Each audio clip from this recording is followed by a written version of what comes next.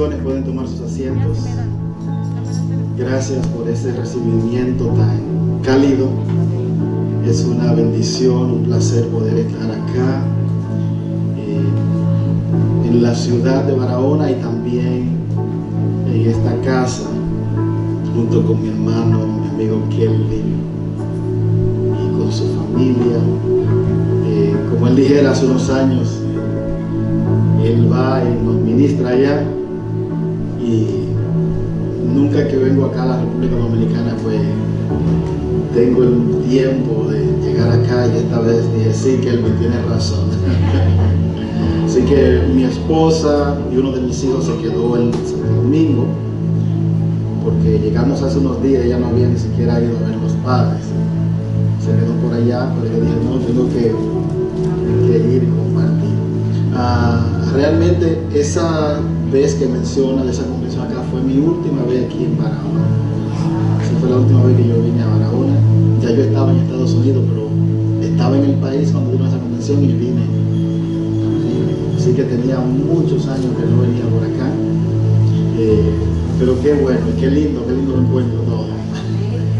Está conmigo mi hermano de infancia, Isaías Gatón, hijo de pastores también, y éramos de esos niños que corrían ahí mientras los pastores estaban ministrando, haciendo algunas cosas en la obra, pero que Dios nos había marcado también a nosotros, escogidos desde antes de nuestro nacimiento, y hoy podemos ver el cumplimiento de los propósitos, de los planes de Dios. Así que Isaías, si te pones de pie y saluda ahí a la congregación.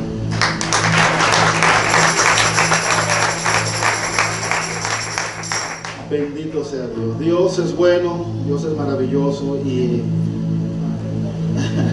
¿cuántos tienen un celular aquí? Todo el mundo tiene un celular. El celular tiene una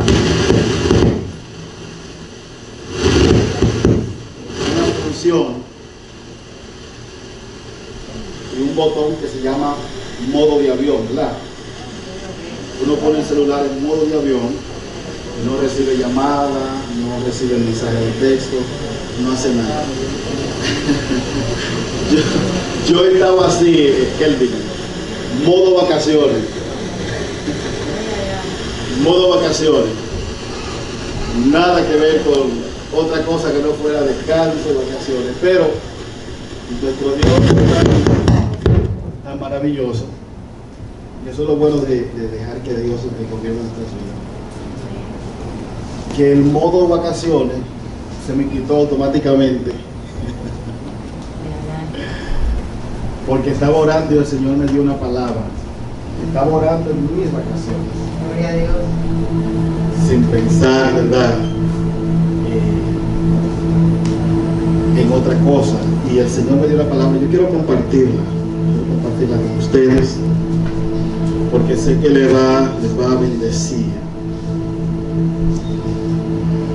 Y la palabra que el Señor me ha dado es sobre esta casa o para esta casa, pero con una incidencia en la ciudad. Con una incidencia en la ciudad. Dice Lucas capítulo 9, Lucas 9, versículo 1. Jesús reunió a sus 12 discípulos y les dio poder y autoridad para echar fuera a todos los demonios y para sanar enfermedades. Los envió a anunciar el reino de Dios y a sanar a los enfermos. Le dio ¿qué? Poder y autoridad. El reino de Dios tiene que ver con poder y con autoridad. Ahora bien, en el reino de Dios, la autoridad hace que el poder sea más efectivo. La autoridad hace que el poder sea más efectivo. En el reino de las tinieblas hay poder que el enemigo adquirió cuando era ángel de luz y poder que él ha usado para el mal, pero sin autoridad. Satanás no tiene autoridad. ¿Qué hace Satanás? Usurpa autoridad.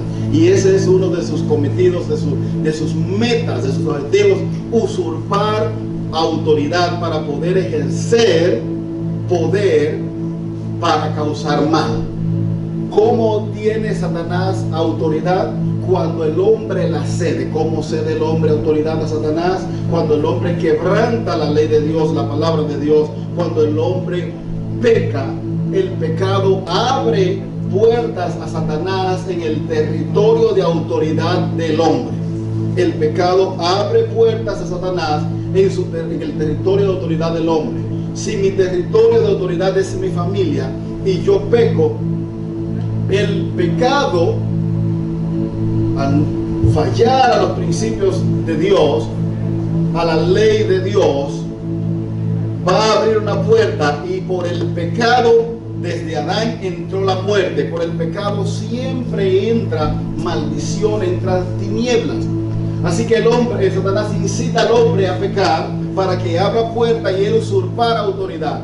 Satanás anda conquistando reinos que no le han sido entregados ni le van a ser entregados nunca por Dios, pero lo conquista a través de la autoridad que usurpa de nosotros. No solamente usurpa autoridad a nivel familiar, a nivel personal, pero usurpa autoridad a través, a nivel ciudad, a nivel nación, a nivel continentes. Usurpa autoridad y entonces trae muerte, destrucción. Dice que Satanás viene a matar, a robar, a destruir. Así que Cristo toma a algunos de sus discípulos y lo primero que hace es que le da poder y le da autoridad. La iglesia opera en el poder de Dios, pero sobre la base de la autoridad delegada por Dios. Toda congregación, toda persona, aún se llame siervo de Dios, que opera sin autoridad delegada por Dios, está operando bajo principios del reino de las tinieblas, bajo principios de Satanás. Yo entiendo muy bien esto de la autoridad, y así le hago un paréntesis. Dios me entregó autoridad a mí en la ciudad donde yo vivo. Dios me entregó autoridad. Yo me fui de esta nación en el año 1996. Iba a cumplir 21 años. Y antes de irme, el Señor me dijo a través de un profeta, precisamente de aquí, de esta área de Barahona, no sé más de su vida, no sé dónde está, no sé qué ha sido de él, pero quizás ustedes le conocen. Se llamaba Saúl Cáceres. ¿Sí? Sí. Saúl Cáceres, un día sin conocerme, lo invitaron a un lugar a ministrar. Yo estaba ahí ministrando en el piano y me dio una palabra de profecía, una palabra profética. Y me dijo: el Señor te lleva a los Estados Unidos. Yo estaba en espera de que saliera mi residencia para irme de acá.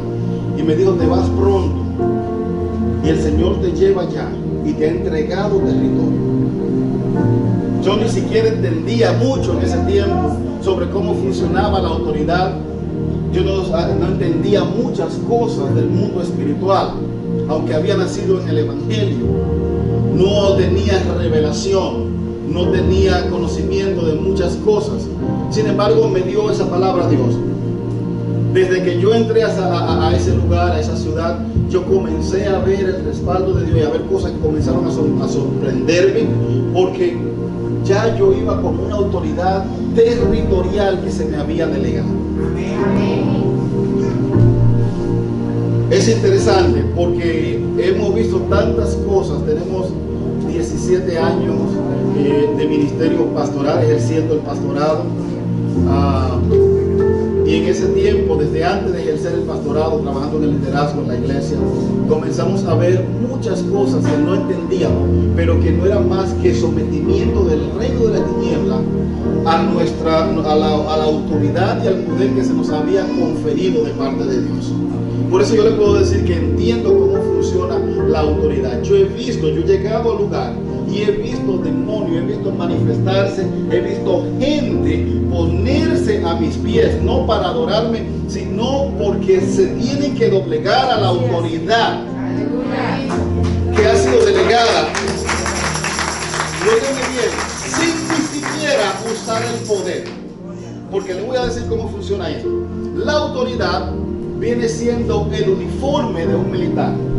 El poder es su arma de fuego.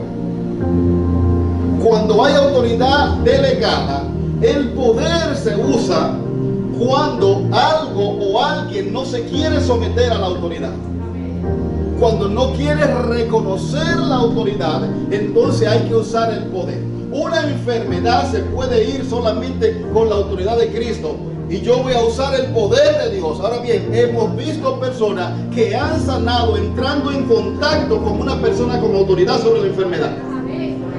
Simplemente entrando en contacto con la persona con autoridad sobre la enfermedad. Porque hay espíritus de la tiniebla que tienen que reconocen la autoridad y no les toca no tienen otra opción más que abandonar el territorio que han usurpado.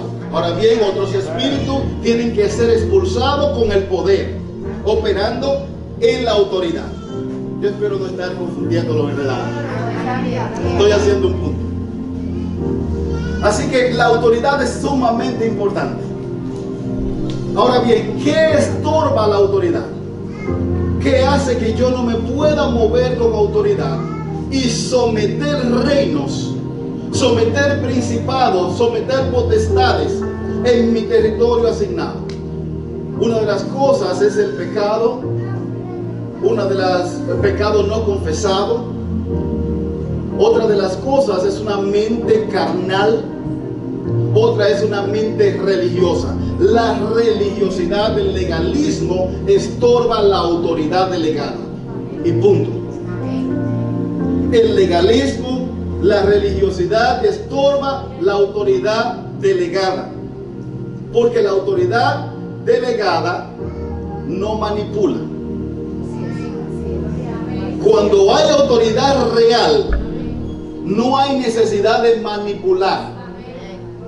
Y el poder que se nos ha entregado es para someter lo que no se quiere someter. Para someter el reino de la tiniebla. Cualquier persona que dice tener autoridad y usa manipulación está operando bajo un principio diabólico. ¿Por qué usa la manipulación? Porque no está seguro de la autoridad que dice tener, o quizás ni siquiera la tiene. Yo creo que a esta congregación, y es la palabra que me bajó y es lo que el Señor me habló mientras estaba en modo vacaciones. Me dijo, yo he entregado a esa congregación autoridad territorial sobre la ciudad de Barahona. Yo he entregado a esa congregación autoridad territorial sobre el territorio asignado que se llama Barahona. Ahora bien, ¿qué vamos a hacer? Si el Señor ha entregado autoridad, lo primero es reconocer y entender cómo opera la autoridad. Vuelvo a decirles, son dos cosas, poder y autoridad. La autoridad hace que los reinos se sometan. Y cuando no se quieren someter, uso el poder, la fuerza. Pero hay principados, hay demonios que reconocen. De hecho, toda persona con autoridad delegada de parte de Dios, cuando llega a un lugar, los demonios los reconocen. Ahora bien, el reino de las tinieblas está organizado, está estructurado por jerarquía. Y la autoridad que se nos es delegada igualmente tiene jerarquía. Hay personas con autoridad sobre su casa, sobre su familia. Hay personas con autoridad sobre algún área, como por ejemplo el área de los negocios. Y cuando una persona tiene autoridad en el área de los negocios, le va a ir bien. Y a cosas que no le funcionan a otro, le va a funcionar porque hay una unción de prosperidad que opera en un nivel de autoridad. Y tiene uno que identificar cuál es mi área, mi territorio asignado y mi área o mi zona de influencia y de autoridad. Y esa es una tarea que nos corresponde a nosotros. Ahora bien, Satanás siempre tratará de usurpar esa autoridad.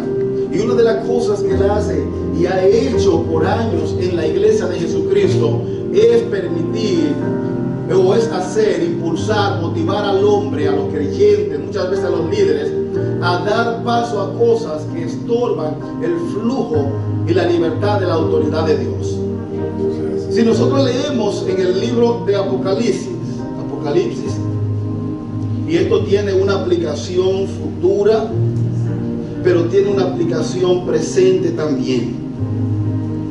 Apocalipsis capítulo 2 del 18 al 29 dice: el mensaje a la iglesia de Tiatira. El Hijo de Dios, que tiene ojos como llama de fuego y cuyos pies son semejantes al bronce bruñido, dice esto: yo conozco tus obras, tu amor, tu fe, tu servicio y tu perseverancia, y que tus obras recientes son mayores que las primeras. Pero tengo esto contra ti, que toleras a esa mujer Jezabel, que se dice ser profetiza y enseña y seduce a mis siervos a que cometan actos inmorales y coman cosas sacrificadas a los ídolos. Hago una pausa acá. Este versículo y todo lo que tiene que ver con Jezabel, yo sé que ha sido también manipulado por el mismo espíritu de Jezabel, y de hecho usado como arma contra el ministerio a la mujer y un montón de cosas, porque lo de Satanás es tergiversar y cambiar. Le dijo a Eva: con que Dios te dijo, y ahí viene y tuerce lo que Dios le dijo a Eva. Pero aquí, cuando hablamos del espíritu de Jezabel, tiene que ver con un espíritu de manipulación, y se dice ser profetiza, un espíritu que trae profecía o palabra de profecía falsa sobre la iglesia. Profetizar es hablar, es anunciar de parte de Dios. Pero hay espíritus de profecía falsa, como el espíritu de Jezabel, que traen palabra de profecía y de enseñanza, que lo que hace es atrasar la iglesia, confundirla, porque Jezabel quiere hacer algunas cosas. ¿Qué es lo que quiere hacer Jezabel? Jezabel quiere hacer que la adoración o el culto a Dios se desvíe del Dios verdadero a Baal. Baal es Señor. Eso es el significado de Baal, ¿verdad? Señor, Él es el Señor. Baal es el Dios de la fertilidad. O sea, el que tu provisión, si tú eres fértil, si tu fruto da fruto, es porque tiene la bendición de Baal. Esa era la creencia de estos paganos. Entonces, ¿cómo se manifiesta ese espíritu y esa adoración a Baal? Cuando nosotros pensamos que nuestra provisión, que nuestro bienestar, que nuestra prosperidad viene de otros recursos que no es Dios. Y que entonces mi tiempo, mis energías, mi fuerza, yo tengo que enfocarla en eso. Yo soy habilidoso con los números y tengo un trabajo en contabilidad. Yo tengo que darle toda mi fuerza y mi energía a esto, porque de ahí depende mi vida, de ahí como, de ahí me sustento. Y entonces no tengo tiempo para congregarme, para hacer la obra de Dios, para entregarme a desarrollar el ministerio que Dios ha puesto en mis manos, porque estoy adorando a Baal. Baal es Señor. Todo lo que se constituya en Señor en nuestra vida está ligado a Baal. Y el culto y la adoración a Baal está motivado e impulsado por un espíritu jezabélico. El espíritu jezabélico no tiene nada que ver con mujeres nada más. Porque si Jezabel es mujer, no. Muchísimos hombres operando bajo el espíritu de Jezabel. Entonces, ese espíritu que busca que se dirija toda adoración a Baal, ese espíritu que trata de manipular a toda persona en autoridad. Lo hizo con Acab, ¿verdad? Trata de manipular la autoridad o la persona a la cual se le ha delegado autoridad, y hace que el pueblo se desvíe de Dios. Eso hace. Ese espíritu ha entrado en la iglesia de tiempo en tiempo porque visita la iglesia. Visita la iglesia de forma recurrente. ¿Por qué ese espíritu visita la iglesia tratando de entrar allí? Porque quiere robar autoridad que no le ha sido delegada. Quiere usurpar autoridad sobre esta ciudad, por ejemplo. Entonces, ese espíritu tiene que ser sacado. Dice, voy a saltar acá el versículo 26 del capítulo 2 de Apocalipsis. Dice: y al vencedor, al que guarda mis palabras hasta el fin, le daré ¿qué? ¿Qué le daré? Autoridad sobre qué? Sobre las naciones. Autoridad sobre las naciones, eso es un mayor nivel de autoridad. Es autoridad territorial a magnitud. Le daré autoridad sobre las naciones al que venciere. ¿Al que venciere qué? Al que confronte, al que resista, al que no se deje manipular, gobernar o influenciar por el espíritu jezabélico de manipulación, de adoración a Baal, de desvío y usurpación de autoridad. Al que venciere, yo le daré autoridad real. Le daré autoridad real. Por eso ningún hijo de Dios anda torciendo brazos, anda mintiendo para conseguir cosas o para conseguir puestos o lugares. ¿Por qué? Porque cuando se somete a la palabra de Dios y es fiel a Dios, su momento de recibir autoridad territorial le llega porque le llega. Yo no sé usted, pero si no lo ha hecho, no lo había hecho hasta ahora y no estaba en esa actitud, a partir de hoy usted tiene que ponerse en esa actitud. Mi momento de recibir autoridad delegada y verla manifestar llegará, y voy a estar listo para cuando llegue ese momento. Gente que recibe autoridad en el área de los negocios, en el área de la educación y en el área de gobierno. Así me hablaba Dios, gente que voy a colocar, Kelvin, en lugares estratégicos con autoridad. Yo lo pondré, dice el Señor.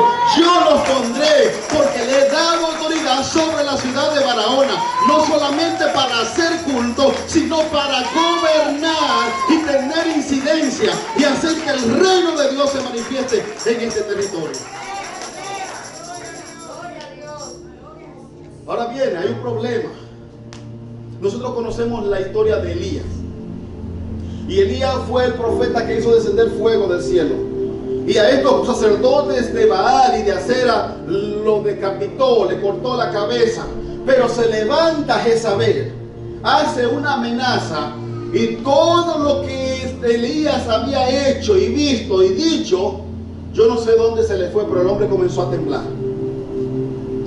Así que asustado va y se esconde y entra en una depresión que, según yo leo acá en Primera de Reyes, el hombre no salió nunca de esa depresión. Nunca salió de esa depresión. Y Dios tenía que alarlo de una cueva para decirle: ¿pero dónde que tú te metes? Sal de ahí. Ven que quiero hablarte, come, ven. Y volvía a su cueva. Ven que quiero que me vea, ven. Y volvía y se metía a su cueva hasta que Dios dice: ok, así no podemos. Así no podemos. Sal de ahí, ve. Unge a Asael, unge a Jehú por rey sobre Israel y unge a Eliseo. Y usted sabe que Elías no cumple con esa tarea totalmente. No la cumplió. Yo se lo voy a demostrar, no la cumplió. Él llega a ungir a Eliseo porque Eliseo le insistió. Eliseo prácticamente le arrebata la unción que Dios le había mandado con Elías. Porque el hombre estaba negado. Y esto representa a una generación de profetas, de siervos de Dios, cansada, frustrada. Pero frustrada porque por los espíritus territoriales de la región o del territorio asignado. Porque los espíritus territoriales, los principados, las potestades asignados a la ciudad de Barahona han cansado muchos ministros. Lo han envuelto en círculo vicioso y han terminado en cuevas sin completar la tarea que Dios le asignó. Entonces Elías, Jezabel se levanta contra Elías y contra el ministerio profético de Elías, pero Elías no vence a Jezabel. No logra vencerla. Nosotros sabemos la historia de cómo termina todo eso, y más adelante tocaremos quizá un poquito. Pero vemos que esto que se movía en Jezabel era un espíritu que trascendía generaciones. ¿Por qué? Porque en Apocalipsis acabamos de leer de que está ese espíritu jezabélico estorbando en la iglesia. Pero no solamente eso. Ustedes recuerdan en el libro de Lucas, el Evangelio de San Lucas capítulo 1, que dice, cuando se le aparece el ángel a Zacarías, le habla de que va a recibir, van a tener un hijo y se llamará Juan. Pero dice, él vendrá con el espíritu de Elías. Vendrá con el espíritu de Elías y él hará volver el corazón de los padres hacia los hijos, de los hijos hacia los padres, y que la gente vuelva al temor de Jehová. Se levanta Juan con el espíritu de Elías y Juan desarrolla su ministerio anunciando que viene alguien detrás de él que es mayor que él. Aleluya. Sucede en estos días que el rey o la autoridad en lo natural, en la autoridad territorial, era Herodes. Herodes tenía un problema con Herodías, que era esposa de su hermano. Había un problema de que había una relación ilícita. Viene Juan el Bautista con el espíritu de Elías, confronta a Herodías y esta mujer se levanta con el espíritu jezabélico a matar a Elías, o la unción de Elías que está en Juan el Bautista. ¿Y qué hace? Logra decapitarlo. La primera Jezabel con Elías logra que termine en una cueva. La segunda, que es Herodías con el profeta, con Juan el Bautista, hace que este hombre muera decapitado. Y oiga lo que usa. Usa la estrategia de la seducción, la estrategia de la manipulación, y usa una segunda generación que es su hija. Preste atención a lo que estoy hablando.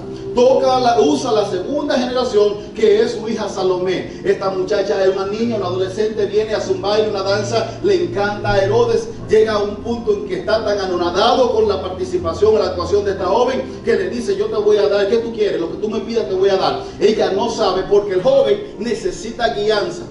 Yo aprendí algo: los padres dan visión, dan propósito, dan dirección. Por eso en esta casa hay un padre. Por eso en esta casa hay una madre. La madre da la ternura, el cariño, da tantas cosas que si no la tenemos nos rebalanceamos. Y la madre a veces también habla con cierto carácter, ¿verdad? Que hay que oír. En mi casa yo me puedo enojar, se pueden enojar mis dos hijos y no pasa nada. Si se enoja mi mujer, hay problema.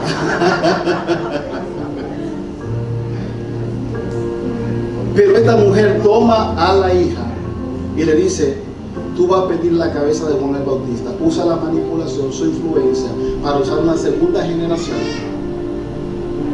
para dar muerte al siervo de Dios. Por eso vemos la importancia de poder formar a los hijos correctamente. Porque si no lo formamos nosotros, lo va a formar el mundo. Si no lo usa Dios, lo va a usar el diablo. Y tenemos que ser vigilantes con eso. En fin, termina Juan con la cabeza cortada, pero luego de Juan se levanta Cristo. Aleluya. Se levanta Cristo, dejémoslo ahí. Vamos, Reyes, Primera de Reyes.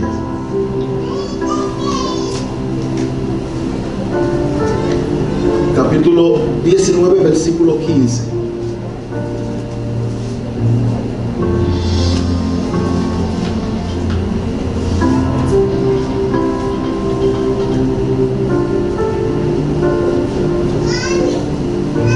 Primera de Reyes 19, capítulo 15, versículo 15 dice: y el Señor le dijo: ve, esto es a Elías, regresa por tu camino por el desierto de Damasco, y cuando hayas llegado ungirás a Hazael por rey de Aram, a Jehú hijo de Nimsi ungirá por rey sobre Israel, y a Eliseo hijo de Safat de Abel Meola ungirás por profeta en tu lugar.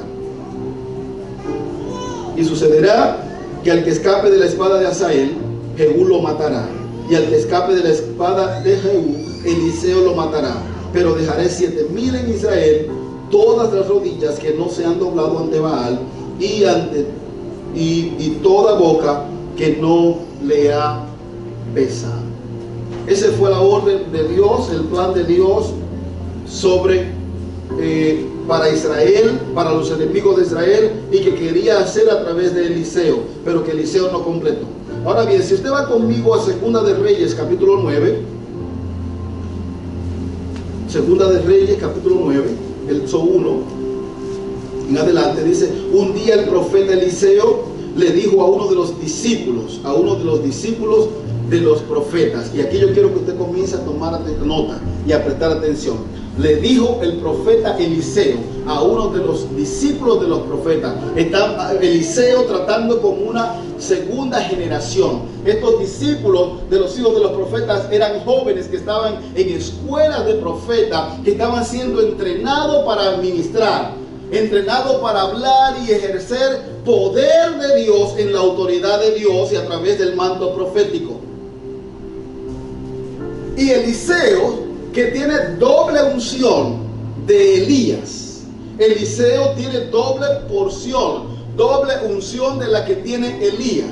Pasa lo mismo con Cristo, que viene después de Juan el Bautista. Tiene no el doble de la de Juan, no, tiene unción y poder ilimitada con relación a la de Juan el Bautista.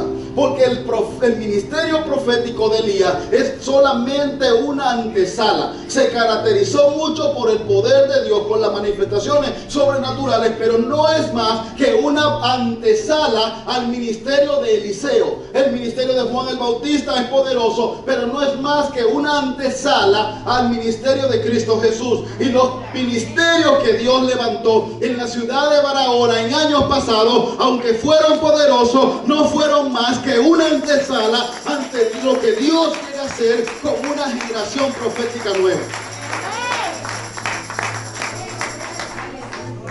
Por eso Dios dice: yo le he entregado autoridad, pero ese ministerio que caminó hasta cierto nivel en esta ciudad no logró derribar ciertos espíritus y ciertos principados, sino que cuando le tocó enfrentarse a ellos, ¿sabe qué hizo? Se escondió. ¿Y sabe cuál fue la iglesia, la cueva que usó? Los templos.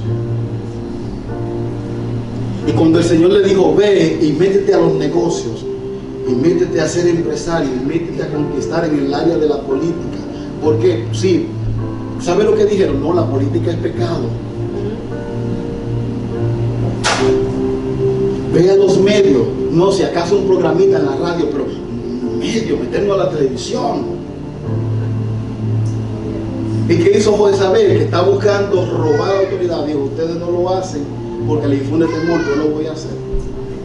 Por eso Dios le dice: Eliseo, unge a Jehú, porque Jehú es un muchacho joven, pero tiene la agalla.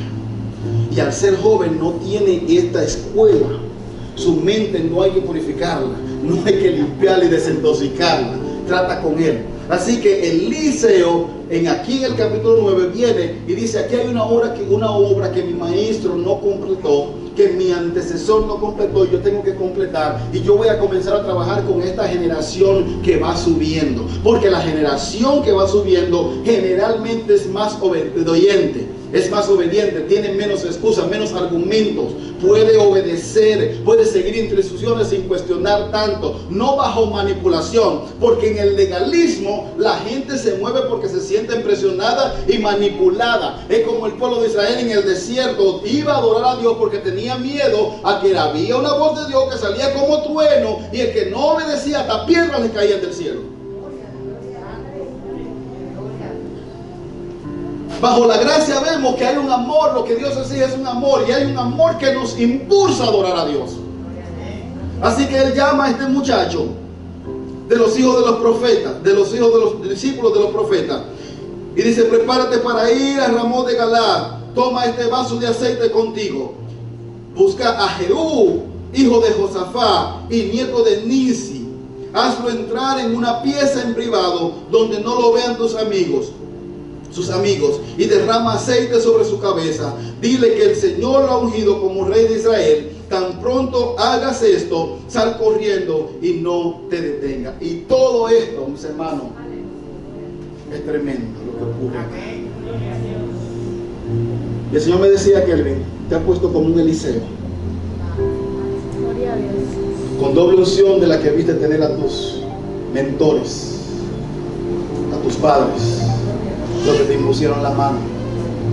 Pero el Señor te ha levantado con una unción mucho mayor y con una visión más entendida, más extendida. Y así te dice el Señor: tú vas a poner tu mano sobre tus hijos.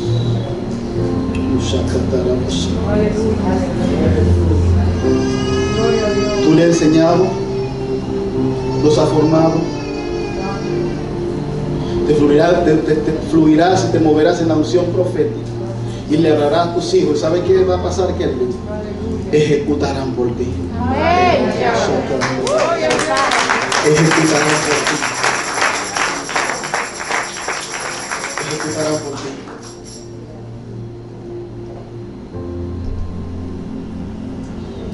Toma aceite, le dice. ¿Presta atención? Dios le dijo a Elías: ve, unge a Jehú, tú eres el profeta, húngelo. El profeta Elías no lo hace. Viene Eliseo, y no tiene que hacerlo Eliseo, tiene hijos. Gloria a Dios. No hay un temor de delegar. No hay un temor de darle el aceite de la unción en la mano. ¿Por qué? Porque con los hijos nacidos en casa hay esa confianza y se supone que eso sea lo que pase. Dice la Biblia que herencia de Jehová son los hijos. Cosa de estima el fruto del vientre. Y como saeta en manos del valiente son los hijos habidos en la juventud. Los hijos son saeta. ¿Qué hace una saeta? Una saeta es un proyectil, es un arma de alcance que va a llegar donde yo no llego. ¿Sabe lo que hace el valiente? Toma tiempo para afilar su saeta, para trabajar el asta de la cabeza, con la cabeza. Y cuando llega el momento lanzarla, ¿sabe qué tiene el valiente? Visión. Visión, y tiene un poder y una autoridad para lanzar saeta. Eso tiene el siervo de Dios, y eso te ha entregado Dios: visión, autoridad para formar y lanzar saeta que llegarán a territorios que tú nunca pensaste ni siquiera que iba a llegar. Así que Eliseo le dice: vete, úngelo y sal corriendo, no te detenga. Tú lo vas a hacer de manera privada, ni siquiera será un acto público. ¿Por qué? Porque los enemigos no se enterarán. Cuando la gente venga a darse cuenta de que la iglesia está implantada en el gobierno de esta ciudad, de que la iglesia está en el sistema de educación, de que la iglesia está en los negocios, cuando lo vean será demasiado tarde para reaccionar. ¡Oh, gloria a Dios! ¡Oh, gloria a Dios! Porque el reino de Dios muchas veces avanza silenciosamente. Cuando la iglesia se mueve en la autoridad de Dios, no tiene que hacer bulla. Cuando la iglesia se mueve en la autoridad de Dios, no anda demostrando el poder para hacer ruido. ¿Tú has visto un militar asustado? ¿Qué hace? Comienza a tirar tiro, porque sabe que no le van a reconocer la autoridad. Y ha habido una iglesia que por años ha hecho mucho ruido y balandeado mucho del poder, pero no ha mostrado que tiene autoridad. Porque cuando haya autoridad, los demás se tienen que someter. ¡Oh, gloria a Dios! Iglesia, Dios te dice: te he entregado autoridad. Te he entregado autoridad. Y ha llegado el momento de comenzar a moverte en esa autoridad. ¡Oh, gloria a Dios! Y termino con esto, porque si me dejan... Dice el versículo 4, el joven profeta.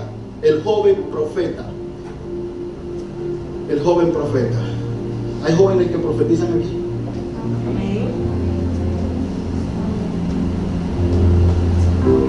Dios levanta y fortalece esa generación de jóvenes profetas.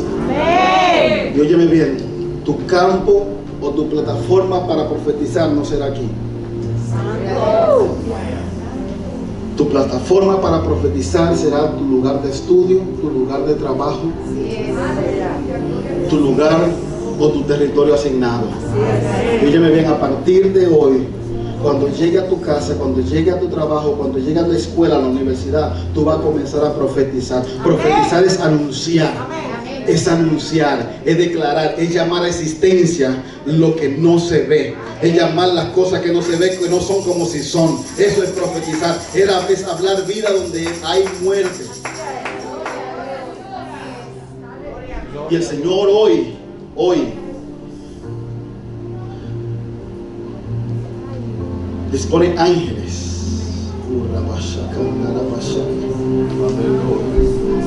Dispone ángeles que irán delante de ti. Estoy hablando con los jóvenes. Ángeles que irán delante de ti, allanándote el camino. Allanando el camino, allanando el camino, allanando el camino, para que te pare en tu territorio asignado, en tu zona de influencia, y profetices. Profetices. Aleluya. Así que dice, cuando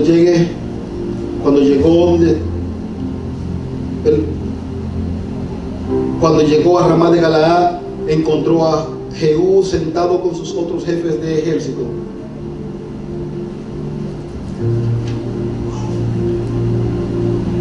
Y le dijo: tengo un mensaje para usted, Señor. ¿Para quién?, preguntó Jehú. Para usted, le respondió el joven profeta. Jehú se apartó de los otros y entró en la casa. Y el joven derramó el aceite sobre su casa y le dijo: el Señor Dios de Israel dice: yo te unjo como rey de mi pueblo Israel. Y oiga esto: tú destruirás a la familia de Acab, tú vengarás el asesinato de mis profetas y de toda la otra gente que murió por causa de Jezabel. Toda la familia de Acab debe ser eliminada. Todo varón de esa familia, esclavo o libre, morirá.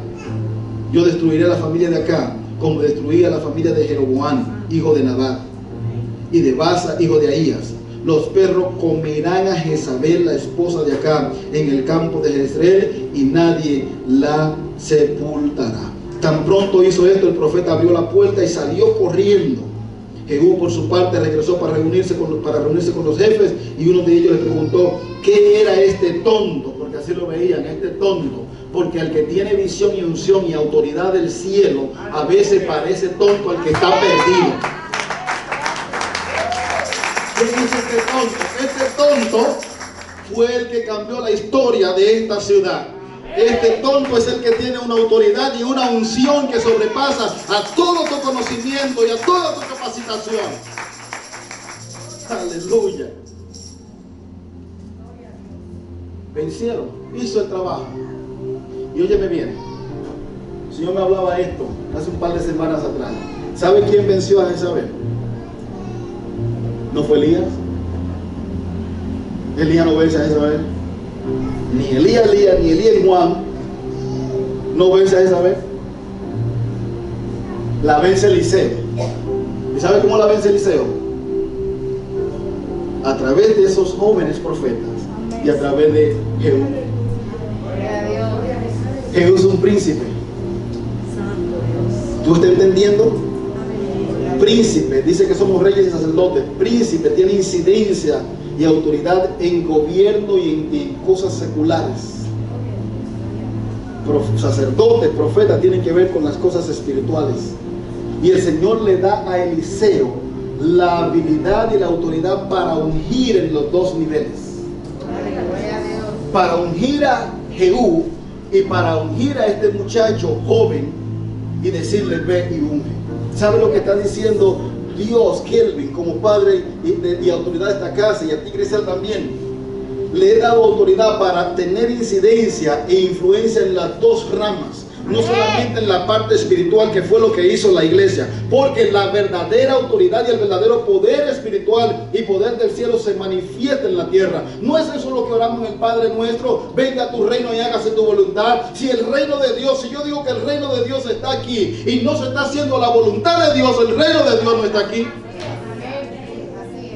¿Y cómo yo sé que se está haciendo la voluntad de Dios? Muy sencillo. La autoridad, los principados, las potestades de una ciudad, de un lugar, tienen incidencia en la vida de las personas que habitan en ese territorio. ¿Por qué hay lugares que son conocidos por el alcoholismo? Porque hay principados de alcoholismo subyugando a los habitantes de ese lugar. Porque hay lugares donde la prostitución es lo que impera. Porque hay principados de prostitución, de inmoralidad sexual, gobernando la mente y la voluntad de esas personas.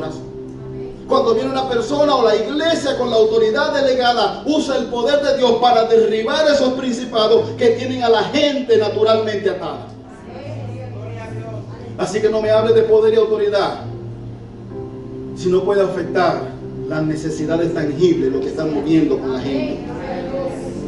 Así que Dios le entrega esa autoridad. Usted la ha entregado hace tiempo, pero hoy Dios le dice: yo le he dado esa autoridad y me voy a mover en esa unción, así como fluía Eliseo, una unción mayor que la de sus padres. Es un tiempo de que la iglesia, de que esta casa se mueva en esa autoridad y que usen, óigame bien, la influencia en lo secular, en el área de gobierno, de influencia, para ejercer y atraer el reino de Dios. Para traer el reino de Dios. ¿Sabe por qué la economía muchas veces está detenida? Porque hay principados de miseria que tienen que ser expulsados, y que se levanta una iglesia y le diga: miseria, te va. ¿Y sabe cuáles son los sacerdotes de ese principado de miseria? Los políticos a veces. Ay, no me dejen ni por ahí, yo no soy yo.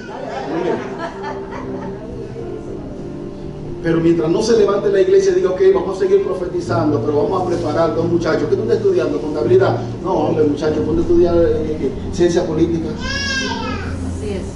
Ay, no, eso no tiene nada que ver con ministerio. Que no. ¿Y tú no sabes que los espíritus con los que han estado deteniendo la obra de Dios tienen que ver con finanzas? Sí, sí. Así es. ¿Te gustan los números? ¿Te gustan los números?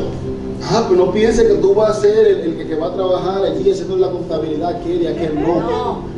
Si no lo sabía, cada ciudad opera con un presupuesto.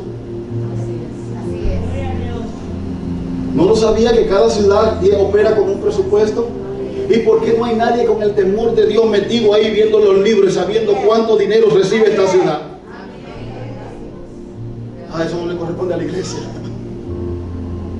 Y eso es lo que está diciendo. Y óigame bien, eso le costará la crítica, le costará, porque oye como le dijeron a este, ¿y quién era ese loco? Y ese muchacho loco, ese muchacho es el ungido. Es el ungido. Así que iglesia, te levanta. Y óyeme bien, la obra evangelística se sigue haciendo, pero hay una obra paralela. La obra de presentar el plan de salvación sigue haciéndose. La iglesia no puede desconectarse de eso, porque para eso ha sido llamada. Pero hay una obra paralela que tiene que desarrollar para que tenga incidencia en el territorio que Dios te ha asignado. Si Dios te ha asignado este territorio, tiene que amarlo. Tiene que amarlo, tiene que amarlo. Y te tiene que doler lo que ocurre en esta ciudad. Te tiene que doler, es tu territorio. Es tu territorio. Bendito sea Dios. Termino con esto. El lugar donde Dios me llevó es un lugar, y Kelvin lo conoce. Él lo conoce como un lugar religioso, legalista. Kelvin, eso no es nada. Yo estoy en las papas. Eso no es nada. Cuando yo llegué ahí, eso era tan terrible que había iglesias pentecostales que guardaban el sábado.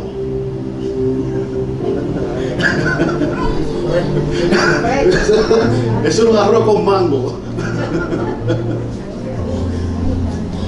Una cosa insólita, terrible. Y el Señor comenzamos a hacer actos proféticos y a movernos. Y una de las cosas que el Señor me dijo, tú vas a romper con mentalidades. Lejos de estar hablando cosas ahí, o pararte en una esquina a estar voceando. Eso es lo tradicional. Párate en una esquina y comienza a vocear ahí todo lo que te llegue. Y después dice que eso te lo dio el Espíritu, ¿no? El Señor me dijo, y si ese fue el ministerio de alguien en el pasado, gloria a Dios. Pero hoy por hoy, si el enemigo cambió de estrategia, ¿por qué la iglesia tiene que estar otra vez todavía usando cosas que no funcionan? Cuando el Espíritu se adelanta a los acontecimientos, ¿por qué tiene que haber una iglesia retrasada? Así que el Señor me dijo, tú vas a romper mentalidades. Va a romper mentalidades. Y comenzamos a decirle, en mi ciudad solamente el 25 al 30% de los jóvenes entraba a la universidad. Terminaba la secundaria y ahí se quedaba. El Señor me comenzó a decir, tú vas a cambiar esa mentalidad. Y todo joven que esté en la secundaria, tú lo vas a convencer y le va a hablar de que tiene que entrar a la universidad y graduarse.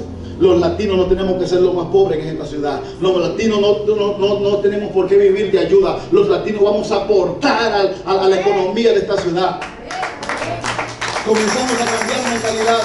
Y esto me provocó que muchos dijeran, ¿y quién es ese joven loco? Y un pastor de muchos años en la ciudad un día dijo, esos muchachos no saben lo que están haciendo, están jugando a ser pastores. Están jugando a ser pastores.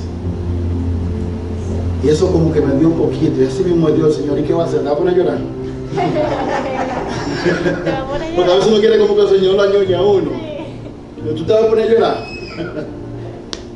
Y me sacudí. Digo, vamos a seguir. Las hermanas que yo no tengo documentos, o que yo acabo de llegar y no domino el inglés, pero eran maestros aquí, eran contables, profesionales, abogados. No, que yo digo, no, usted tiene una mano. ¿Qué usted sabe hacer? Que yo tenía un salón de belleza. Mire, abra por ahí, comience, que demasiado cabeza de greñada hay aquí. Vamos. ¿Y sabe qué estábamos haciendo? trabajando en una mentalidad empresarial. Y gente que pensaba que no podía hacer nada, sí tenía algo que Dios le había entregado. Y comenzamos a cambiar. Llegó un momento hace unos años en que la superintendente de la escuela y directores, presidentes de universidades vinieron a mi iglesia. En mi ciudad hay 10 universidades. 10 universidades en mi ciudad. Y que los latinos no se gradúen. Eso era una vergüenza. Hasta que comenzaron a llamarme. ¿Qué está pasando ahí? Que sus jóvenes se están graduando, no solo del bachillerato o de la secundaria con notas sobresalientes, sino que se están haciendo profesionales de las mejores universidades. Con un récord académico altísimo. Y entonces, vinieron a sentarse en la iglesia a ver qué era lo que nosotros predicábamos. Aquí tienen que estar predicando algo. La alcaldía, pastor, venga acá, hablemos. Y entonces dígame si eso no es llevar el reino de Dios a su vida. Dígame si eso no es Dios.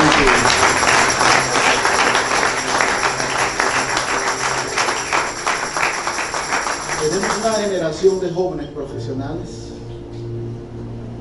gente con otro nivel, con entendimiento, mientras siguen todavía algunos pastores diciendo eso están locos, porque hay gente que no va a cambiar nunca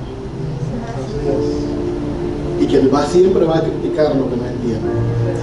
Pero cuando usted tiene una palabra de Dios, usted se para firme en esa palabra, cierra los oídos a todo comentario negativo y comienza a hacer en obediencia lo que Dios le ha dicho, porque al final va a cosechar sus frutos. Dios le ha dicho a esa iglesia: ustedes tienen la autoridad. Ustedes tienen la autoridad. Miren bien dónde ejercen el poder, porque tienen la autoridad. Y le he entregado esta ciudad no solamente para que ganen almas para llevarla al cielo, sino para que mejoren la calidad de vida de lo que mientras estemos en esta tierra. Vamos para el cielo, pero mientras tengamos los pies en el suelo hay un trabajo también que hacer. Amén. Amén. Padre, te damos gracias, te bendecimos, Dios. Gracias por tu palabra, Dios. Yo te pido que ahora tú traigas a cumplimiento, Dios mío, lo que han anunciado. Y que tú pongas en los corazones, en la mente, en el espíritu de mis hermanos, esa actitud de valentía, esa actitud de fe para moverse en la dirección que tú le has estado señalando. Padre, hoy después de un tiempo de estar cerrado, de un tiempo de tantos cambios, nos levantamos, Dios mío.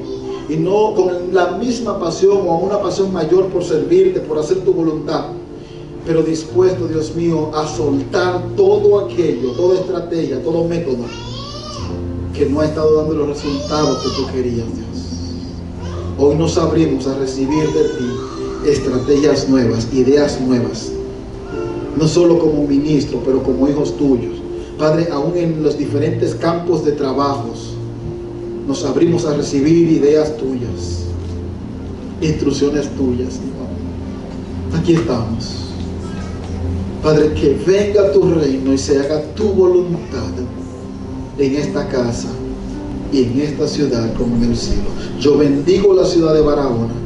Hablo el bien de Dios sobre esta ciudad, la salvación de Dios, la prosperidad de Dios, la abundancia y sobreabundancia de Dios, la apertura de las cárceles mentales, la apertura de cárceles emocionales, en el nombre de Jesús. Y declaro que todo espíritu que quiera atar a la iglesia, todo espíritu que quiera enredar los pies de la iglesia, es desautorizado y huye en el nombre de Jesús, y que la iglesia puede avanzar con paso firme y de manera agresiva en el cumplimiento de los propósitos de Dios, en el nombre de Jesús.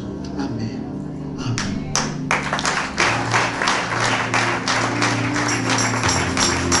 Un aplauso fuerte a Jesús.